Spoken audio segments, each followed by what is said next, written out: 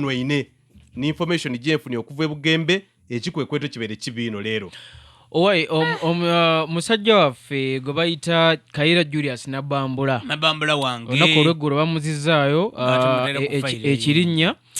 era yabadde yakamala okuwanika omukono okumweyimirira ngogera muzaga nti bana ensonga za Patero omuyindi oli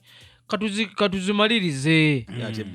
nebamala nabaga nti amumira muzinakkiriza nti kakati wabeerewo okwogezeganya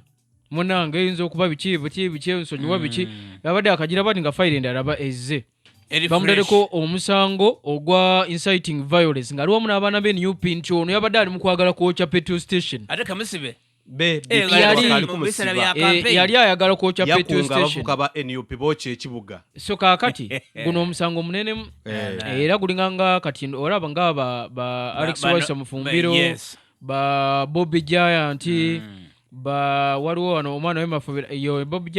Giant w'emafubira so abaana ngabo emisango gye baliko kati gye kisawe no gwe gwamulumbye Nnabambula ebyobufuzi bino byenkoba abantu bulido tubigyemu mpola tutataawo mbeera yaffe na bwe tutawo mbeera yaffe ne bokuleta ebintu ebindi eri abantu abakuluka mu mbeera etali nnungi mwankoba mutengeri gye yataamu esente mu kintu ekyo daali mbitirivu ino so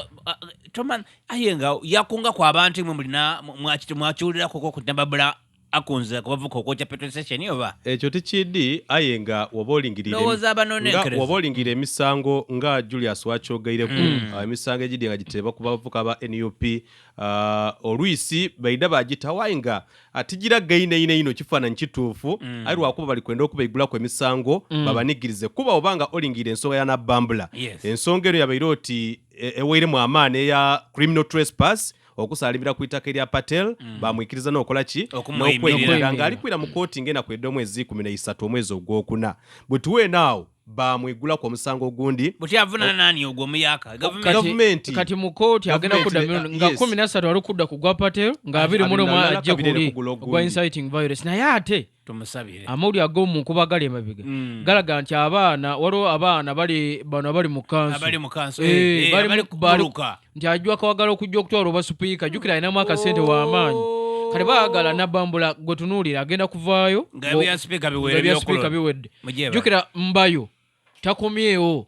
yagenda ko neyesimba okuba empe ku kadi FDC sirina tazze kati waliwo abo abakyagala abatayagala ono nti ono kkiriza gana Kayiira bwajja ajja kubako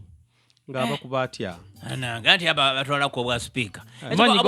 Kayiira obwa speaker buli mu esente kati Kayiira ali kujja 223 ojja kumuwulira ku bwe mu Pijinja East ati kati oli bona bwa speaker Mudofu saawa eno mu